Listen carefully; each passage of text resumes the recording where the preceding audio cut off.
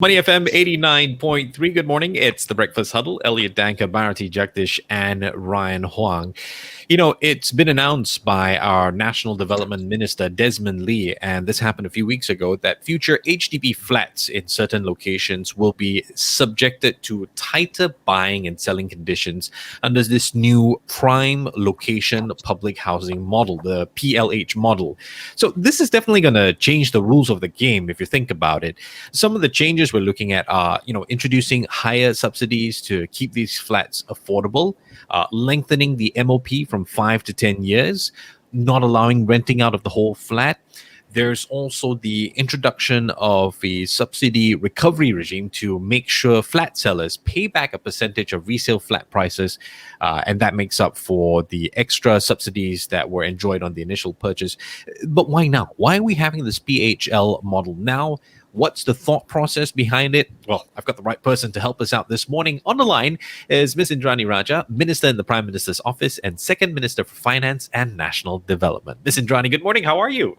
Hi, I'm good. What about you?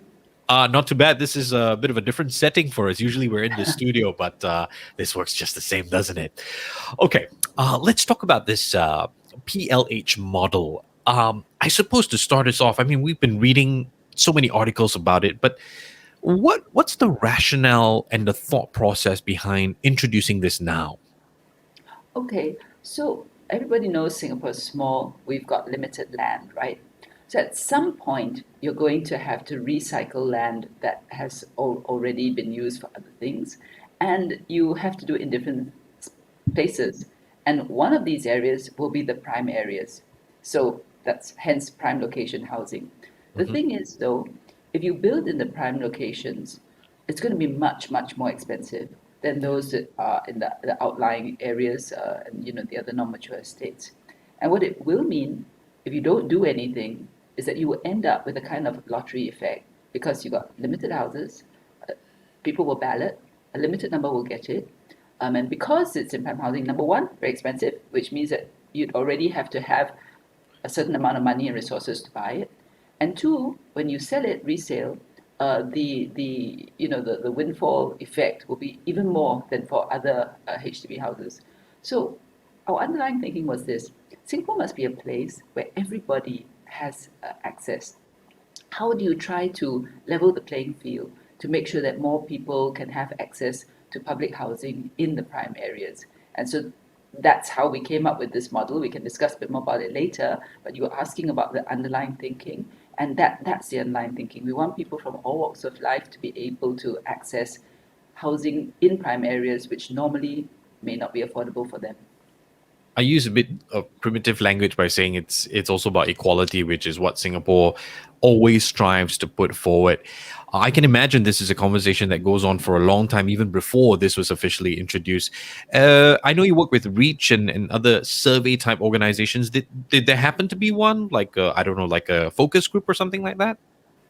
Well, before we arrived at the terms and conditions for this, we did a very, very wide consultation because Okay. we wanted to make sure that that people firstly understood the rationale, and two, in terms of the kinds of conditions that you put, it's something that sits well with people as well. So, for example, the minimum occupation period, right? There were varying suggestions from 2 years, 5 years, etc. But eventually, we landed on the 10 because that's where the majority of people felt would be a fair thing.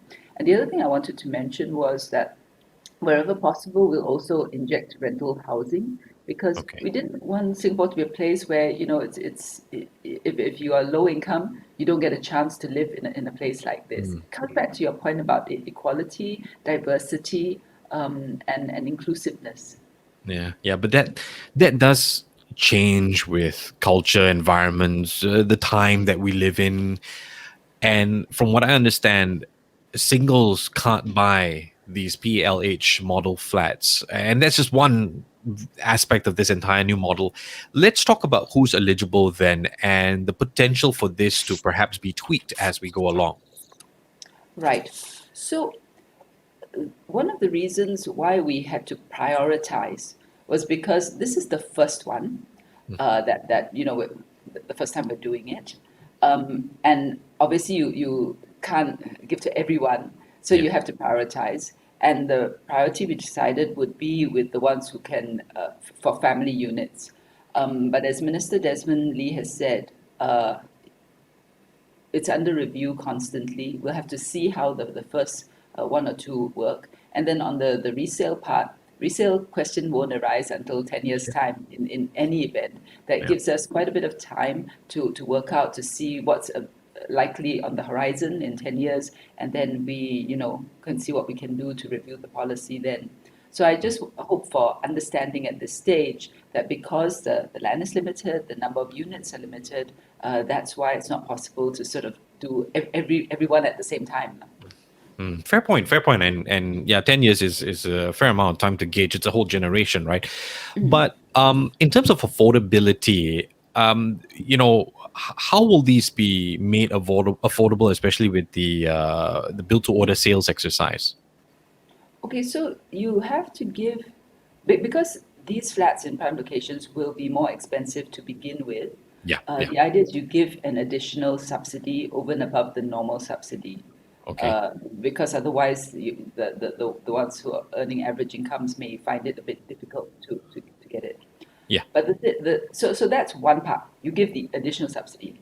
Okay. But then when it comes to the selling part, by that time, the resale values would have gone right up, right? Yeah. Yeah. So then we've got the subsidy recovery.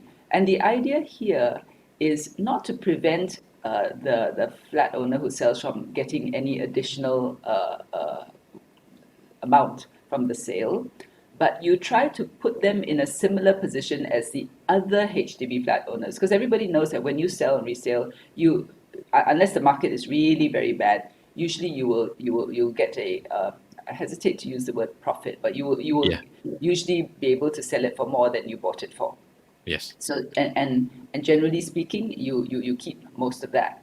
So if you don't do any subsidy recovery, the ones in prime locations will get a lot more of a windfall than others. And what you're trying to do is to bring it back down to a level where they get the same kind of windfall or on par with the others in the other You read areas. you read my mind because I was going to go to that typical Singaporean.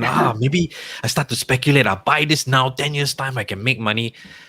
Okay, so the subsidy, returning that subsidy is one way, but it sounds like there's still a fair amount of work that needs to be done to ensure that obviously you're going to sell it higher because it's in a prime location.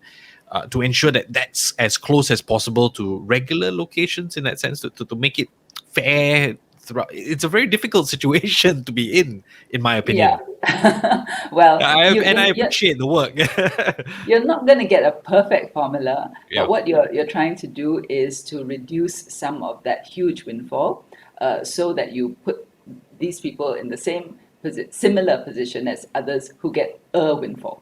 I think that's the Okay. easiest way of describing it. And then the other thing to bear in mind is we really wanted the focus to be on home ownership, and not to have a scenario where somebody just buys this for speculation and then flips the property very quickly and very easily in a short period of time. So hence the minimum occupation period is longer than the usual one. And it's really for people who want homes for their families. But it's tough. You can't help it, right? I mean, we live in a culture where we are raised to invest in a property. So I suppose to understand this a little bit better, what actually constitutes a prime location? And I don't know, just for the trying my luck here, are we looking at other prime locations in the future already?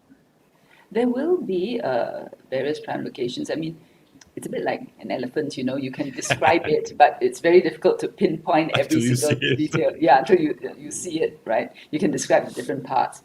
But I think that for prime locations, a good example will be like if you talk about the Greater Southern Waterfront, for example. Okay. That's prime because it's near the sea, it's central, access to facilities, etc. So we'll have to we didn't want to hard code it right at the very beginning, and over time different areas may become prime, Okay. but so what we're doing now is focusing on the areas which everybody readily recognize as a prime area, and we'll announce as and when. Take, for example, Rocho, the BTO that's happening this month. Yeah, you think Yeah. Rocho is a great location. Okay. It is, so many people really want that place. Yeah, so I wish I could, but stuck with mine. All right, the PLH model.